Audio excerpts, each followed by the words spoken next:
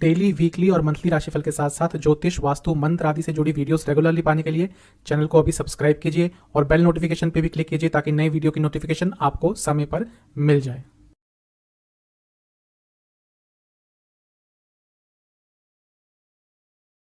ओम गणेशाय नमः। ओम नमः शिवाय। मैं निखिल ज्योतिष आचार्य आप सभी का मेरे चैनल पर पुनः स्वागत करता हूं।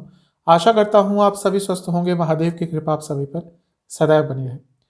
ये वीडियो है पाइसेस यानी कि मीन के फरवरी 2023 के मासिक राशिफल के बारे में। कैसा रहेगा मीन के लिए आने वाला महीना, क्या क्या बदलाव आएंगे, ग्रहों की क्या स्थिति रहेगी, हर चीज़ पर चर्चा होगी। जीवन की जितने भी प्रमुख चीज़ें होती हैं, general predictions, career, business, love life, married life, student, सेहत, इनकम, इन्वेस्टमेंट, हर चीज़ पर चर्चा करता हूँ। और वीडियो के अंत में कुछ उपाय भी बताऊंगा जिसके करने से महीने की सकारात्मकता में वृद्धि होगी। कहाँ से देखिए राशिफल, लग्न और राशि से अलग अलग राशिफल नहीं बन सकते क्योंकि केवल ग्रहों की गोचर की स्थिति पर आधारित होता है राशिफल। मेरे हिसाब से अगर आपको लग्न पता है तो लग्न से ऑब्जर्व कीजिए, इनकेस लग्न नहीं पता तो राशि से ऑब्जर्व कर सकते हैं। तो शुरुआत करते हैं आने वाले महीने के इस महत्वपूर्ण राशिफल का जनरल प्रेडिक्शंस के साथ। शुरुआत करेंगे जनरल प्रेडिक्शंस के साथ। लग्न को देखेंगे, लग्न में बृहस्पति महाराज विराजमान है, अभी तो रहेंगे अप्रैल तक। लग्न के स्वामी हैं, स्वराशि में हैं, राजयोग बनाकर बैठे हैं, पंच महापुरुष योग बनाकर बैठे हैं जिसको हंस कहते हैं।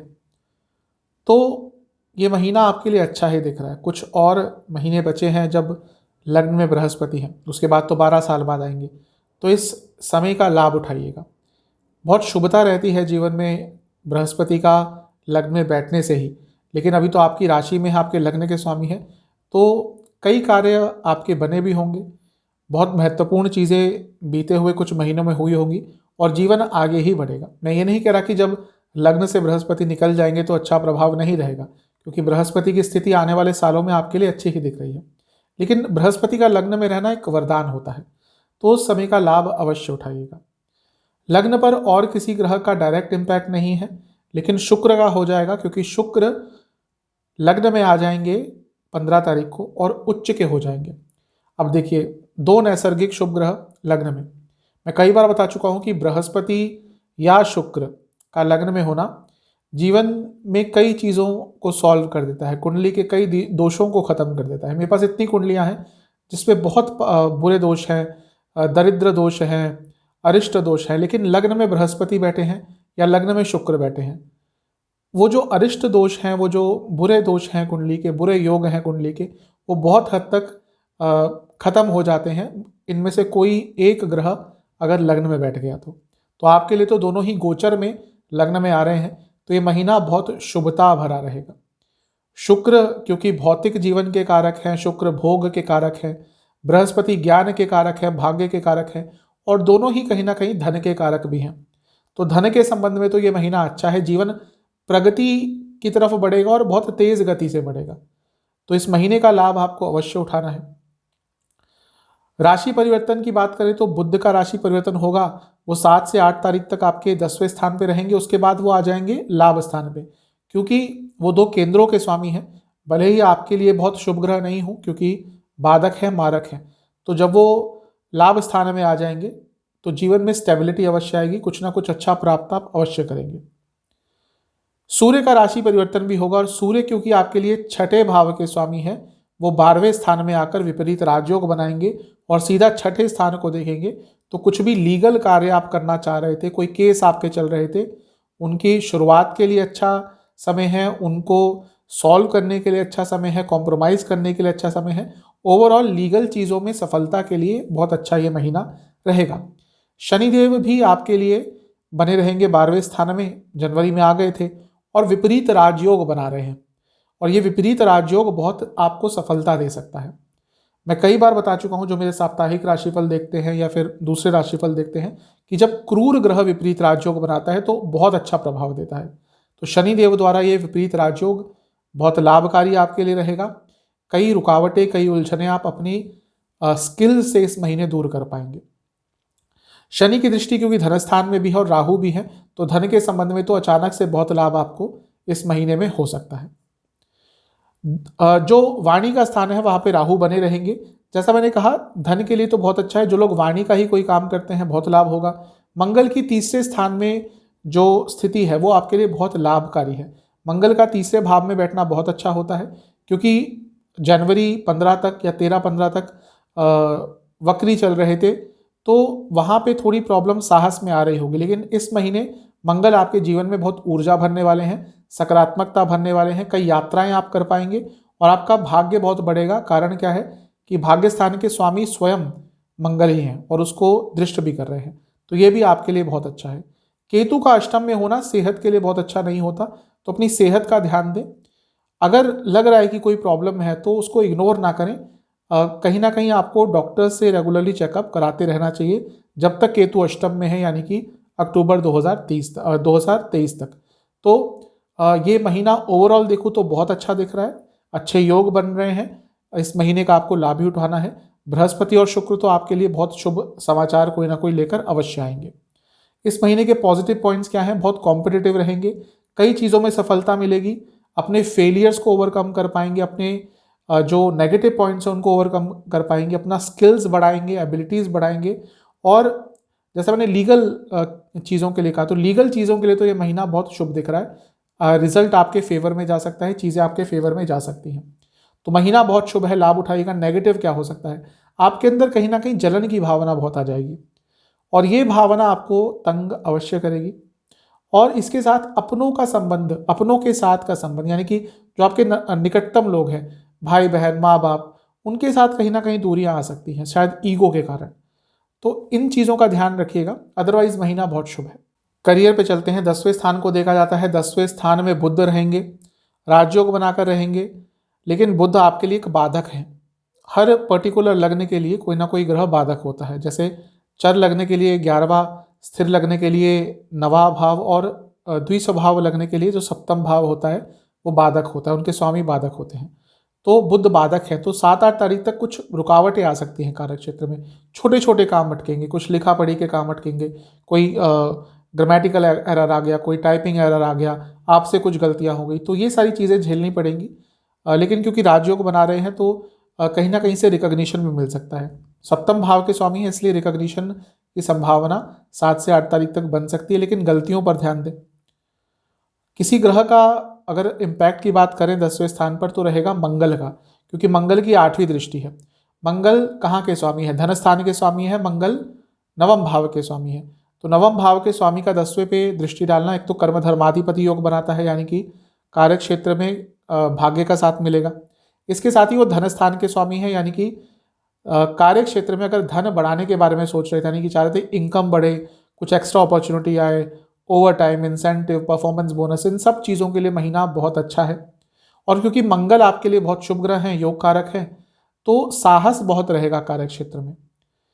सूर्य का राशि परिवर्तन क्योंकि 10वें भाव से तीसरे में हो रहा है और वो आय स्थान के स्वामी शनिदेव के साथ इस महीने योग करेंगे, तो वह लोग जो गवर्नमेंट जॉब प्राप्त करना चाहते थे उनके लिए जब सूर्य 12वें स्थान में शनि के साथ योग करेंगे, समय अच्छा होगा, तो 13 तारीख के बाद उनको कुछ ना कुछ अच्छी न्यूज़ मिल सकती है। तो अगर करियर के संबंध में कहें तो ये महीना ओवरऑल अच्छा है।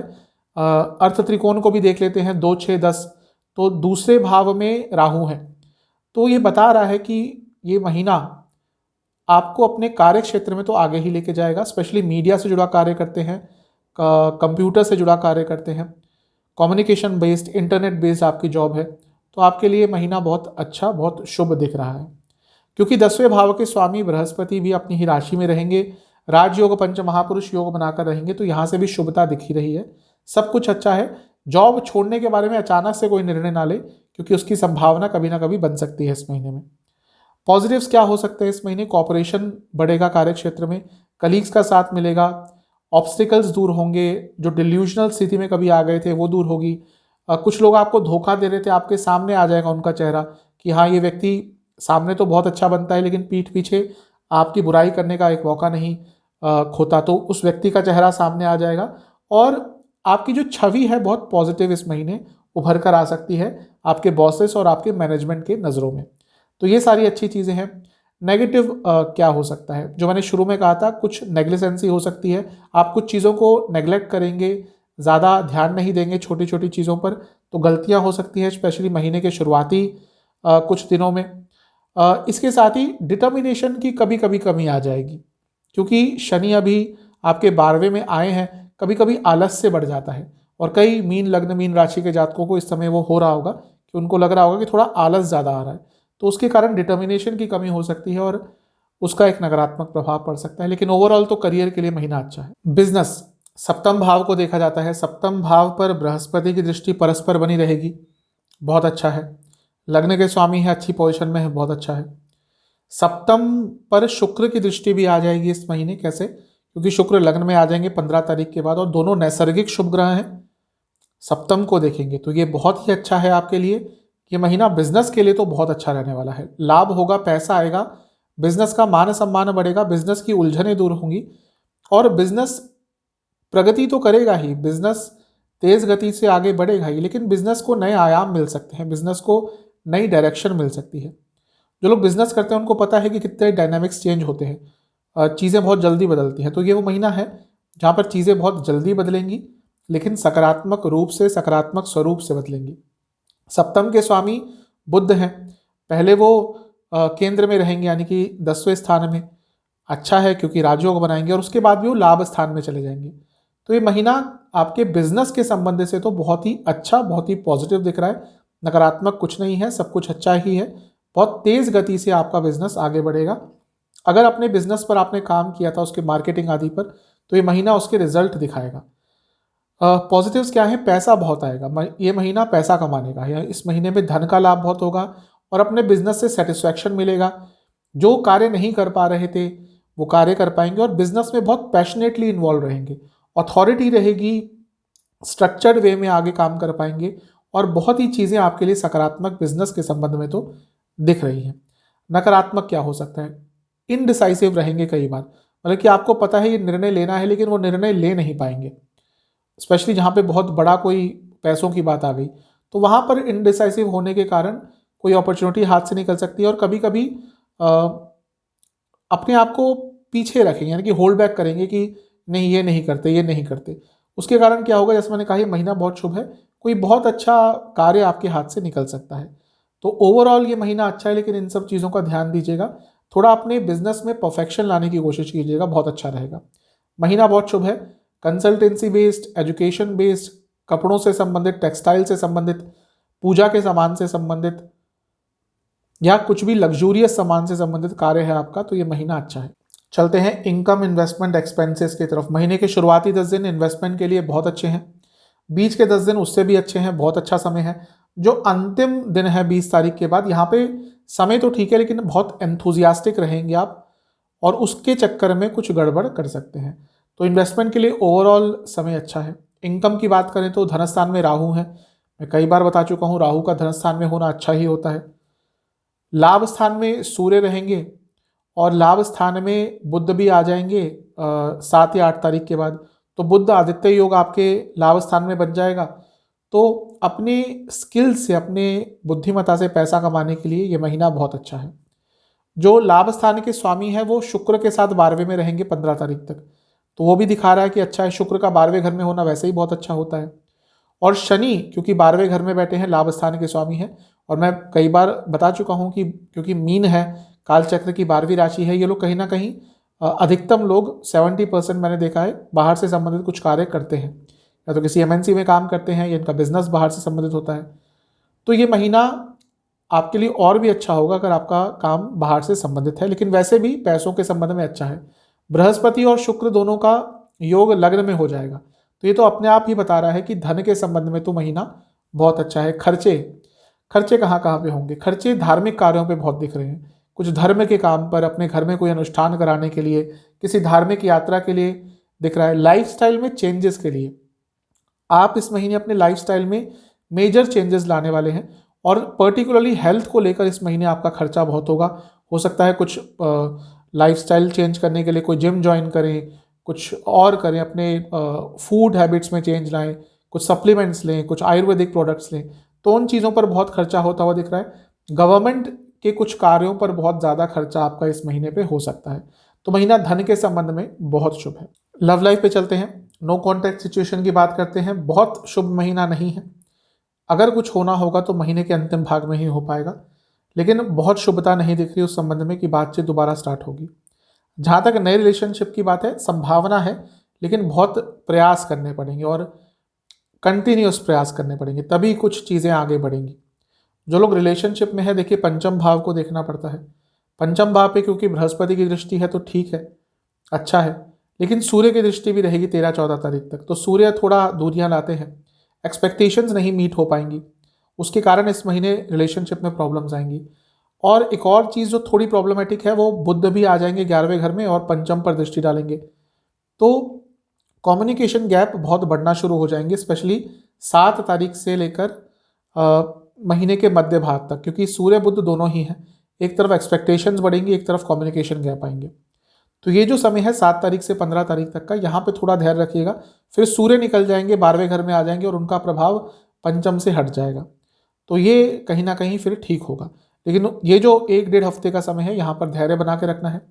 बहुत अच्छी चीज़ है कि शुक्र लग्न में आ जाएंगे, प्यार के कारक, भोग के कारक, अट्रैक्शन के कारक, फिजिकल इंटीमेसी के कारक, तो ये सब चीज़ें बहुत महत्वपूर्ण होती हैं रिलेशनशिप में, कोई इसको इग्नोर नहीं किया जा सकता, क्योंकि वो लग्न में बृहस्पति के साथ आ रहे हैं और पंचम पर बृहस्पति की दृष्टि रहेगी। तो 15 तारीख के बाद आपके जो रिलेशनशिप में है उसमें सकारात्मकता बहुत बढ़ जाएगी। कहीं ना कहीं ये महीना वो भी है जहाँ पर ऑलरेडी आप रिलेशनशिप में है, तो शादी की तरफ आपकी बातें बढ़ सकती हैं। शुभता क्या रहेगी, आप पॉजिटिव पॉइंट्स क्या है इस महीने के, बहुत पैशनेट रहेंगे एक दूसरे के प्रति, केयरिंग रहेंगे और वो दिखेगा भी। और जब एक ऐसा भाव आ जाता है, विश्वास आ जाता है कि आपके पार्टनर सच में आपकी केयर करते हैं, तो रिलेशनशिप बहुत स्टेबल हो जाता है, बहुत अच्छा हो जाता है। प्रॉस्पेरिटी दिख रही है, एक जो अकेलेपन का एहसास यदि आ रहा था वो दूर होगा और कहीं ना कहीं जीवन आपका आगे बढ़ेगा रिलेशनशिप के संबंध में।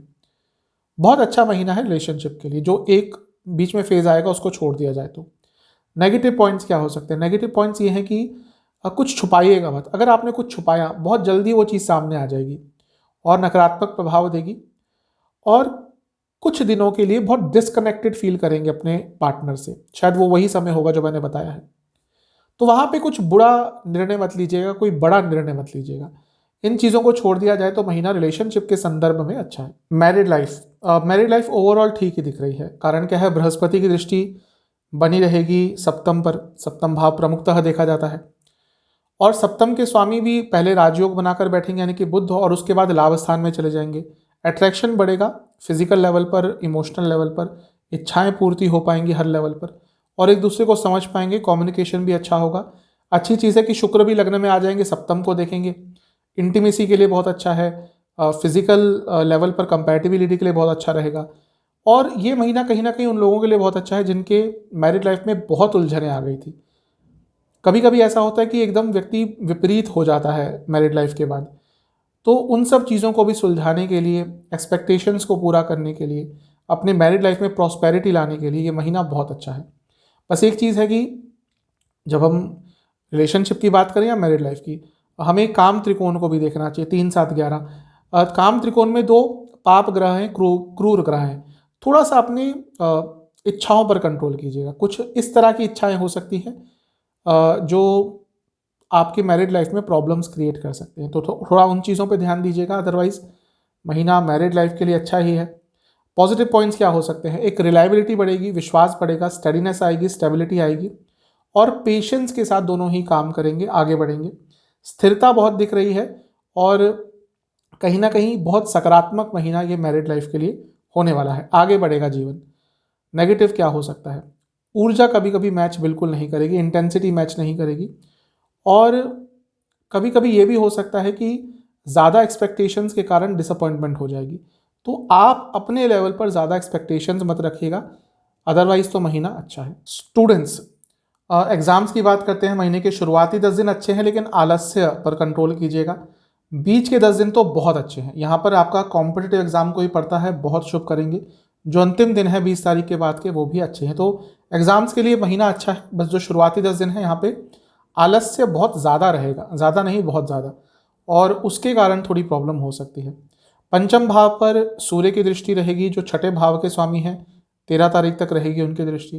तो वो भी बता रहा है कि कॉम्पिटिटिव एग्जाम्स के लिए महीना अच्छा है। और 7 तारीख को बुध का योग सूर्य के साथ हो जाएगा, बुध आदित्य योग बनेगा और पंचम को दोनों ही देखेंगे, तो वो समय भी स्टूडेंट्स के लिए बहुत अच्छा है। पंचम पर बृहस्पति की दृष्टि बनी रहेगी। पंचम पर बृहस्पति की दृष्टि के साथ साथ 15 तारीख को शुक्र का आ जाना बृहस्पति के साथ, और फिर बृहस्पति की दृष्टि पड़ना, यानी कि शुक्र और बृहस्पति दोनों का प्रभाव रहेगा। तो ये महीना स्टूडेंट्स के लिए बहुत अच्छा है। नवम भाव जो हायर स्टडीज का होता है, मंगल की दृष्टि है, तो वो उनका अपना स्थान है, तो जो हायर स्टडीज करते हैं उनके लिए भी अच्छा है। और क्योंकि केतु तो अभी अष्टम में चल ही रहे हैं, तो जो रिसर्च बेस कुछ करते हैं उनके लिए तो ये समय ऑलरेडी अच्छा ही होगा। तो स्टूडेंट्स के लिए तो ये पूरा महीना बहुत अच्छा है, शुभ है, सब कुछ सकारात्मक दिख रहा है। बस एक चीज़ है, सेहत का ध्यान दीजिएगा, उसको नकार रहे हैं, और ऐसा हो सकता है कोई महत्वपूर्ण चीज़ आए और आपका सेहत साथ ना दे, तो सेहत पर साइमल्टेनियसली ध्यान दें, अदरवाइज तो महीना अच्छा है। सेहत के लिए महीना ओवरऑल अच्छा है। बृहस्पति का लग्न में होना और शुक्र का भी लग्न में आना, ओवरऑल महीना अच्छा रहेगा। बस ये है कि शुक्र क्योंकि अष्टम के स्वामी हैं और अष्टम में केतु चल रहे हैं, तो कोई इन्फेक्शन आदि तंग कर सकते हैं। और हाँ, अगर आपको लिवर की प्रॉब्लम है और डायबिटीज़ है, तो पूरा महीना बहुत ध्यानपूर्वक आपको बिताना है। ओवरऑल ठीक है। क्या क्या प्रॉब्लम हो सकती है महीने के शुरुआती 10 दिन में? अपर बॉडी में कोई प्रॉब्लम, कोई इन्फेक्शन, कोई चोट भी लग सकती है, और इसके साथ ही कफ की प्रॉब्लम बहुत रहेगी। महीने के जो बीच के 10 दिन है, यहाँ पे नसों की प्रॉब्लम, हाई बीपी, एसिडिटी, और जो अंतिम दिन है 20 तारीख के बाद, यहाँ पे फिर से वही दिख रहा है, अपर बॉडी में कोई प्रॉब्लम, और नसों के रोग बहुत तंग करेंगे, वात रोग बहुत तंग करेंगे, पूरी बॉडी में बहुत पेन रहेगा और एनर्जी लो रहेगी। उपाय क्या करना है? आपको 2 उपाय करने हैं। आपको किसी भी शिव मंदिर में जाना है महीने के शुरुआती दिनों में। पहले सोमवार को चले जाए तो अच्छा है। पहले शिवलिंग का जल से स्नान कराना है, फिर दूध से अभिषेक करना है, और फिर महादेव पर 11 बेलपत्र अर्पण करने हैं। इसके साथ ही शिव मंदिर के पुरोहित जी को, वहाँ के ब्राह्मण देवता को आपको कुछ दक्षिणा दे के आनी है, और एक मिठाई का डब्बा भी दे के आना है। ये उपाय कर लेंगे तो आपके लिए महीना अच्छा रहेगा। आशा करता हूँ कि वीडियो आपके काम आएगी। चैनल पे नए हैं तो सब्सक्राइब कीजिए, वीडियो को लाइक कीजिए। मिलता हूँ अगली वीडियो में, तब तक के लिए ओम नमः।